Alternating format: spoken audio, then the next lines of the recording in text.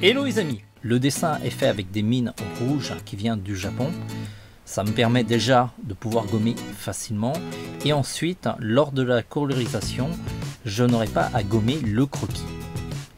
La mine est de type Nanodia, c'est plutôt un bon produit. Il existe en plusieurs couleurs dont le bleu clair qui est très utile en BD. C'est une couleur qui disparaît au scanner. On a déjà fait un tuto dessus. Dorénavant, je réalise les contours en premier avant la colo. J'ai fait le test et les contours tiennent plutôt bien. En plus, ça sera beaucoup plus simple pour moi. J'utilise pour ce dessin un liner calibré. Alors souvent je lis sur des forums que des soi-disant dessinateurs disent que ce ne sont pas des outils de professionnels.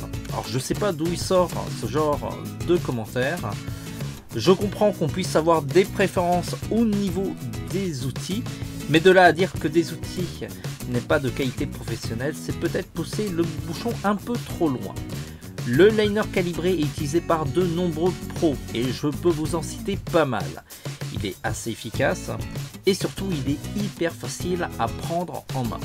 Il existe de nombreuses tailles qui sont utilisées en fonction des détails ou encore du format de papier. En tout cas, je vous conseille d'avoir au moins 3 tailles, une fine pour les détails, un liner de taille moyenne que vous allez utiliser la plupart du temps et un dernier liner pour les traits les plus épais. Selon le papier que vous utilisez, le contour peut baver à la colo. Ça dépend vraiment du papier, donc sélectionnez le bon. Et surtout, ce n'est pas un problème de liner, mais surtout de papier qui a tendance à ne pas absorber l'intégralité de l'encre et à en laisser un peu en surface.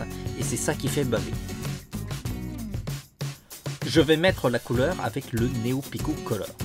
C'est un feutre japonais double point, avec une pointe ogive fine, un peu comme le marqueur, et une autre pointe pinceau, comme les Copic. Le Neo Pico Color est le successeur du Neo Pico 2. La pointe est de meilleure qualité car elle est fournie par une grande société hyper réputée au Japon, Kurotake. La flexibilité de ces mines est hyper connue. Elles sont encore plus réputées que les mines de Copic. La marque Copic reste quand même une référence dans le secteur, mais ce sont des feutres qui ne sont pas donnés. Le Neo Pico Color est une bonne alternative du point de vue de la qualité, mais aussi au niveau du prix. Côté technique, c'est hyper facile à utiliser. On a déjà fait des vidéos tuto pour les débutants. Je vous le mets en commentaire. J'utilise essentiellement la pointe pinceau car elle est hyper maniable et elle permet de couvrir une large zone rapidement. La pointe pinceau n'est pas forcément facile à prendre en main. Si c'est votre cas, utilisez plutôt la pointe fine ogive qui se rapproche beaucoup plus des Pro Markers. Le dessin est Sangoku en mode Ultra Instinct. C'est la dernière transformation de Goku. C'est plutôt badass, même si je ne suis pas un grand fan de Dragon Ball Super. J'ai déjà l'impression d'avoir fait le tour un petit peu de Dragon Ball. Il y a toujours des ennemis de plus en plus forts.